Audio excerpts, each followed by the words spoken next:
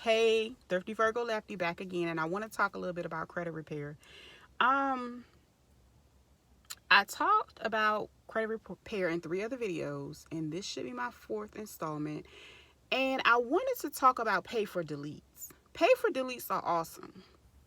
What makes me irritated is some places try to act like they don't know what it is, or either they don't participate in it because they're so busy trying to get the money. Now, again, like I said, they bear the burden of proof that you actually owe the money. So, with that being said, a pay for delete, a lot of times, say if you have a $500 balance and you really don't have the money to pay it, you can go in and it's a template online, alter it as needed, and you can go up there and say, okay, well, I don't admit to owing this $500. However, I'm willing to pay $300 and good faith that you will remove this from my credit within 30 days. After you cash this money order in such and such's name, whoever they are, you agree to delete this from my credit profile. A lot of times people go ahead and get the they try to get it in writing that the people agree, but a lot of times you can't.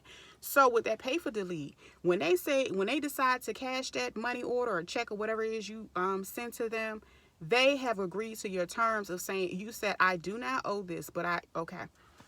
So I know one time I did it with might have been a cell phone bill. And so I kept my letter that I sent to them. I kept a copy of my money order.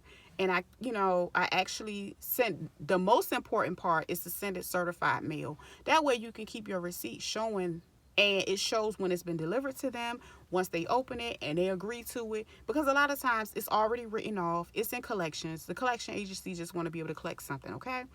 So again, a pay for delete is very important.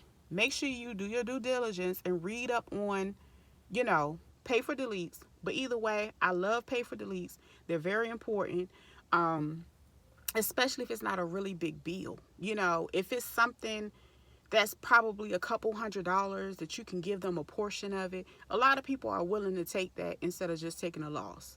Sometimes you will get a letter in the mail where people will try to resolve the matter or try to take a lower amount.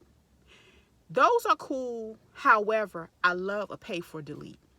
Okay? Because at least that pay for delete, it kind of protects you. So after that 30 days, if those people do not delete it, you can then go and send it to the credit people.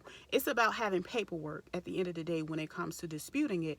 And I think doing it to where you have documentation protects you as a consumer, because those are consumer reporting agencies. And if it's incorrect, everybody makes mistakes, okay? Yeah, that's all I got for you guys until we meet again, all right? Cool.